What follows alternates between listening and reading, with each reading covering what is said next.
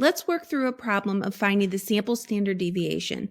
The first thing I would like to go through with you is the sample standard deviation formula. It is the square root of the sum of, so that E looking symbol in the very front, that's the sum of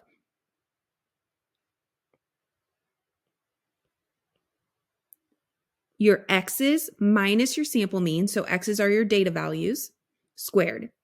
Then we're going to divide the sum of those numbers by n minus 1, where n is the size of the sample.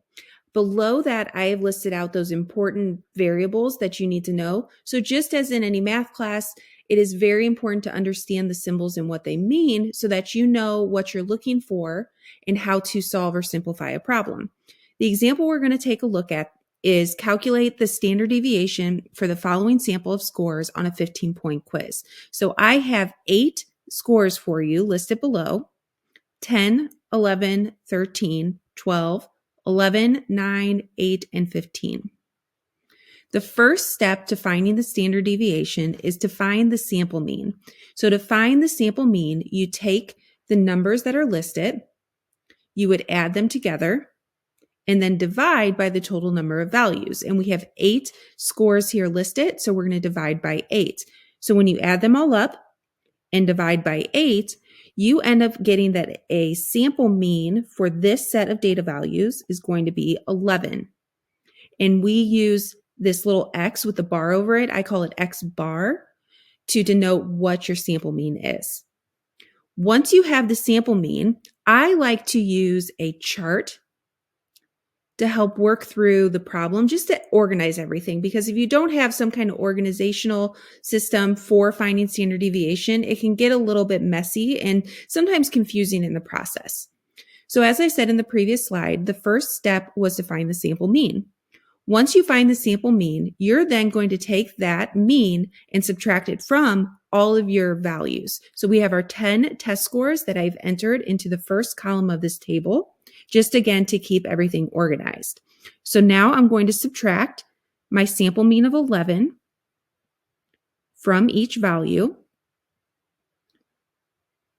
to get the following values. Okay, so that's what I'm going to put in this second column. So for the first one, when I do your x value minus that mean, we get -1. Then we get 0. And so on and so forth. So I'm going to take a second and just write all these down. You don't have to show the subtraction there, but I just wanted to put it there as a reference.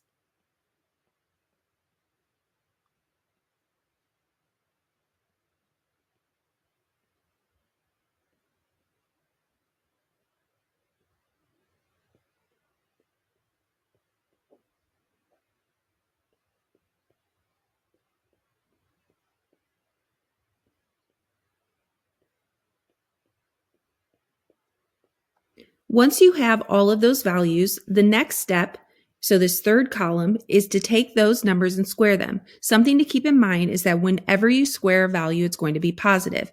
Be careful when you put them into your calculator, because if you type into your calculator, let's say, for example, -4 squared, it's going to tell you -16. And that's because you're squaring the 4 and then your calculator is turning that value negative. If you want to input this into your calculator correctly, you need to make sure that the negative is in parentheses with the 4 before you square it. But also just remember, anything squared is going to be a positive. So coming over to this third column, I'm going to square all of those values that I found in the second column. So -1 squared is 1, and then I'm going to square the rest.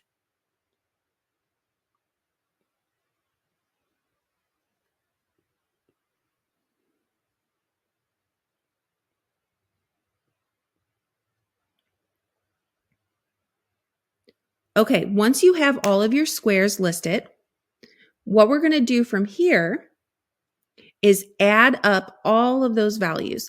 So that E symbol that was in front of this x minus x bar squared, that meant the sum of, which is the sum of all these squares that we just found. So we're going to take them and add them together. So give me 1 second so I can calculate this for you.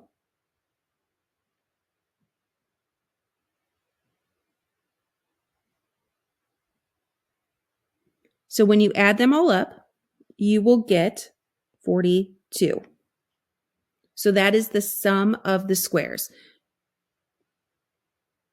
Now, to find the sample variance, that is the number that you get before you do your square rooting. So if you think back to the formula on the previous slide, your standard deviation for a sample is equal to the square root of the sum of x minus x bar squared divided by n minus 1. Your sample variance is when this is squared, or like I said before we do the square rooting. So basically, we want to take that sum that we found of 42 and divide it by n minus 1. And what n minus 1 is the number of values, and in this case we have 8 in our sample, minus 1. So we're going to divide this by 7. Now, I'm going to go ahead and leave it as a fraction for now, but you may have to input this answer for sample variance into, let's say, Cengage for a homework problem, or you might even have to do it for a quiz.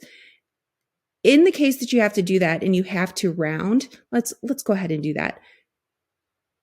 You would have to round to the nearest 10th or 100th. Just pay attention to that. Luckily, with this one, we do get a whole number, so we get 6. So we're just going to go ahead and leave it like that. Again, if you get a decimal value, just go ahead and round it to the 10th or the 100th or whatever the directions would specify.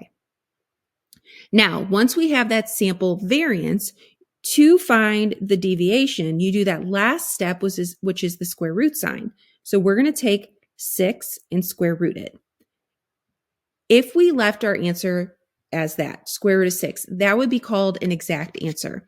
But if we want to find an approximate answer, which is really the decimal value of it, we would want to put that into our calculator and then round appropriately. So let me plug that into my scientific calculator.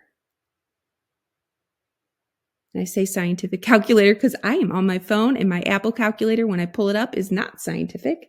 So when you do square root of 6, you get 2.449, so on and so forth. We're just going to round this to let's do the 100th. So we're going to get that the sample standard deviation is approximately 2.45. And that's it. I hope this was helpful in understanding that process. Again, I think having it laid out in a chart format, especially for those who are visual and like to organize their work a little, it can be very helpful.